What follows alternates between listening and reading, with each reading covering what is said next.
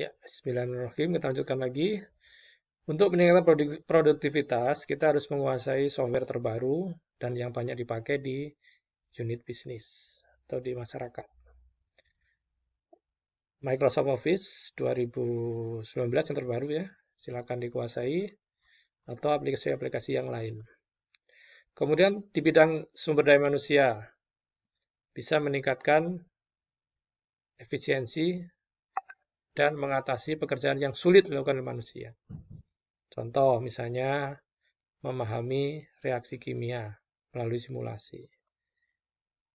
Kemudian dunia hiburan, pastilah ya, suka main game, baik secara offline maupun online, baik menggunakan smartphone maupun menggunakan konsol khusus ya, seperti PS4 ya sekarang, PS4 ya, Nintendo dan seterusnya.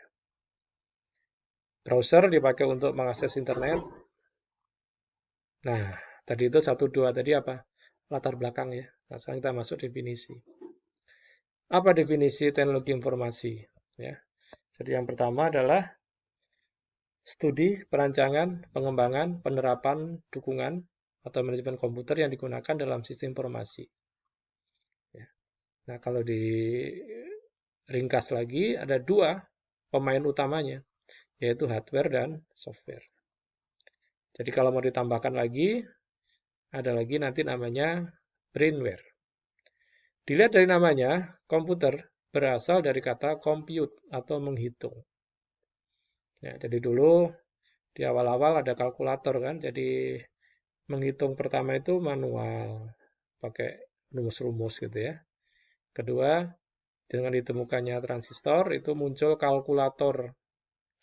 Bisa kali-kali, tambah, akar, pangkat, bagi, dan seterusnya. Kemudian berkembang lagi, perintah-perintahnya bisa disimpan, bisa diketik, bisa dipakai ulang gitu ya, di save, open gitu ya, dipakai ulang, ditambahkan dan seterusnya sehingga menjadi sebuah pemrograman. Dari pemrograman itulah lahir aplikasi-aplikasi yang kita pakai selama ini. Jadi misalnya, dari mana MS Word berasal? Ya dari para ahli membuat aplikasi berbasis programming. Ya, bagi yang informatika harus tahu itu. Ya. Ada beragam tipe atau jenis komputer. Ada komputer pribadi, PC, ada workstation, komputer mini, mainframe, superkomputer. Mungkin yang paling sering kita jumpai adalah PC atau komputer personal. Bentuk-bentuknya beragam, mulai dari yang handle, ya, handle itu dipegang ya, hand pakai tangan, sampai yang layarnya berapa. Ya kalau kita lihat TV zaman sekarang ya bisa jadi ya, kita di meja itu ada PC biasa, layarnya 40 inci gitu ya, bisa jadi gitu. Nah, ini zaman ya 10 tahun yang lalu lah. Kalau kita upgrade, saya punya upgradean sedikit tadi ya, yang dari. Nah, ini ada contoh-contoh tipe komputer. Setipis ini dikategorikan tradisional laptop, ya, tradisional laptop. Lebih tipis lagi ada masalahnya, ya.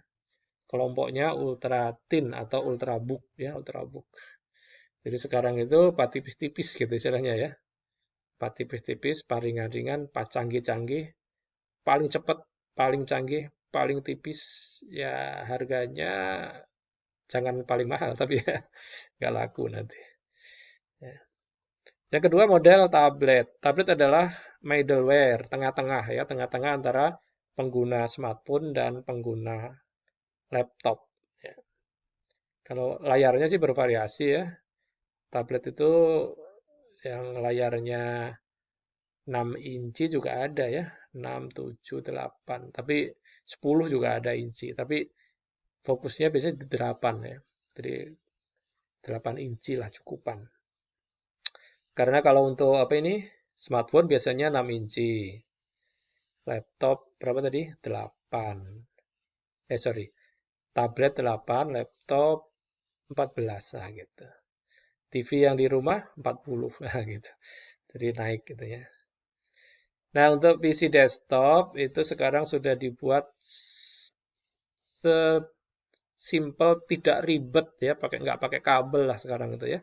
Semua ada wireless. Jadi kalau misalnya Anda menjumpai PC cuma ada keyboard sama mouse sama layar, terus Anda nanya, loh kok bisa nyala gitu ya. Bisa jadi prosesor segala macamnya ditaruh di belakang monitor atau tertanam di monitornya itu terintegrasi gitu ya. Jadi kalau loh nggak ada kabelnya kok bisa nyala ya. Yang wajib nyala ya colokan powernya ke aliran listrik pasti ada gitu. Atau kalau nggak pakai baterai. Oke, baik lagi sana lagi kita jelajahi pengantar teknologi informasi. Ini zaman dulu ya, zaman dulu. Jadi harddisknya mungkin sekarang saya masih pakai harddisk yang 256 GB ya. Layar juga masih sama ya. Harga bervariasi. Ini contoh workstation. Jadi middle ya, agak besar lah ya. PC dengan daya yang lebih kuat. Ya, jadi lebih tangguh. Bisa dipakai untuk server. Komputer mini ada juga. Kalau sekarang lebih cocok pakai ini ya, pakai server jaringan ya, server jaringan. Komputer utama atau mainframe kalau sekarang dipakai oleh unit bisnis digital yang gede-gede ya, kayak Microsoft, kayak gitu pasti punya. Nah, ukurannya berapa? Saya nanti silakan dicari ya. Tapi saya pernah baca artikel di mana di tahun berapa? Artikel tahun 2000 ya, yang namanya Google. Itu waktu itu punya 18.000 hard disk ya.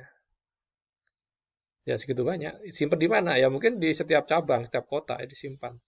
Itu yang menyimpan data-data pengguna akun Google seluruh dunia gitu. Ini juga sama mainframe, contoh lebih besar lagi. Nah, yang terakhir superkomputer. Ini dipakai untuk special case atau dipakai untuk keperluan khusus. Ini semacam tantangan gitu ya, semacam tantangan.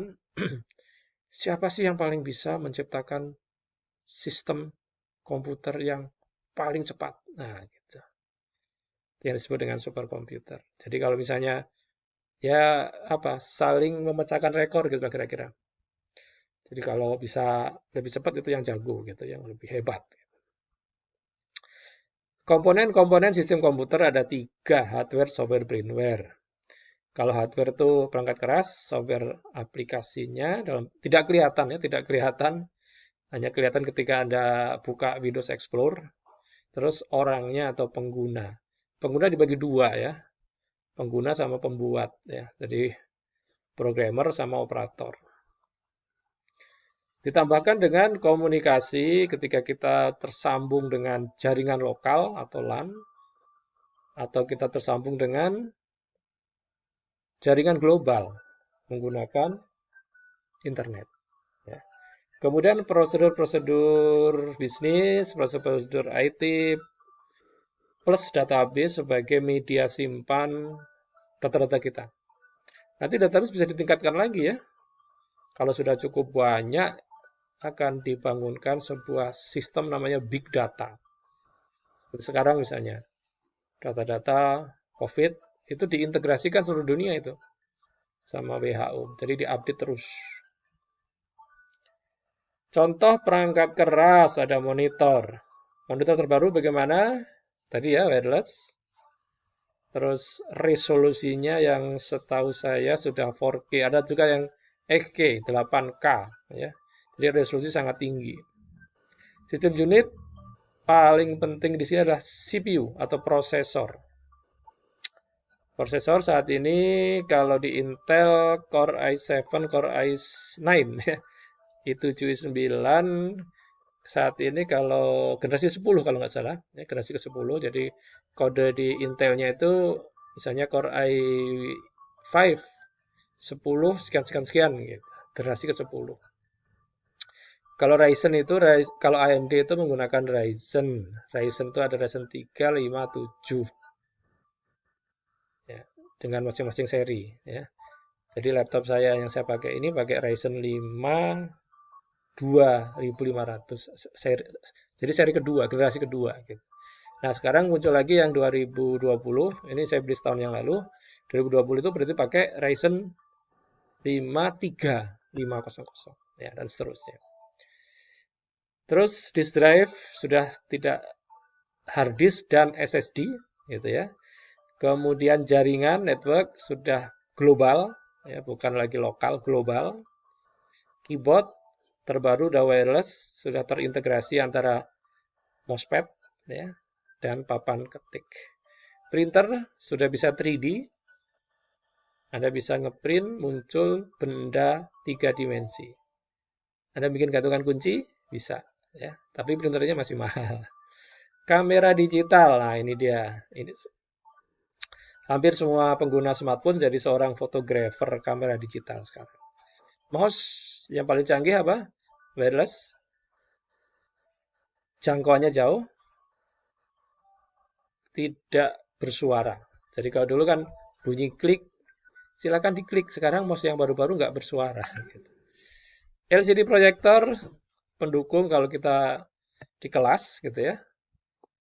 Nanti Anda punya dua pilihan ya kalau di rumah ya. Beli TV atau beli LCD proyektor. Nah, gitu. Nah, silakan pilih gitu.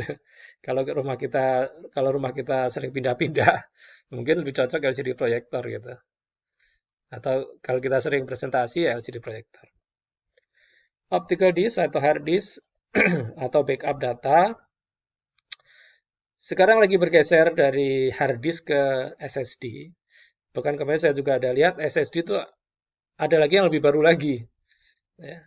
Tapi kelemahannya ya semacam flash disk tapi kapasitasnya lebih tinggi. Ya. Kemudian speaker atau perangkat audio ini sangat wajib kalau Anda seorang gamer.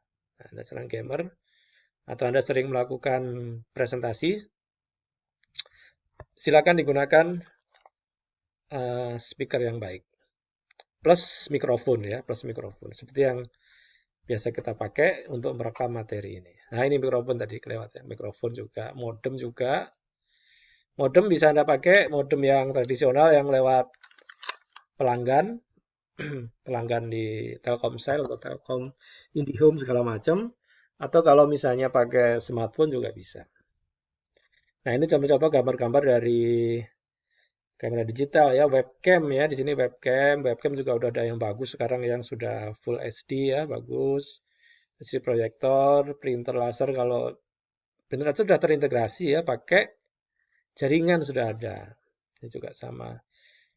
Kamera digital semakin sini semakin canggih, semakin cepat, semakin tinggi resolusinya, megapiksel semakin tinggi.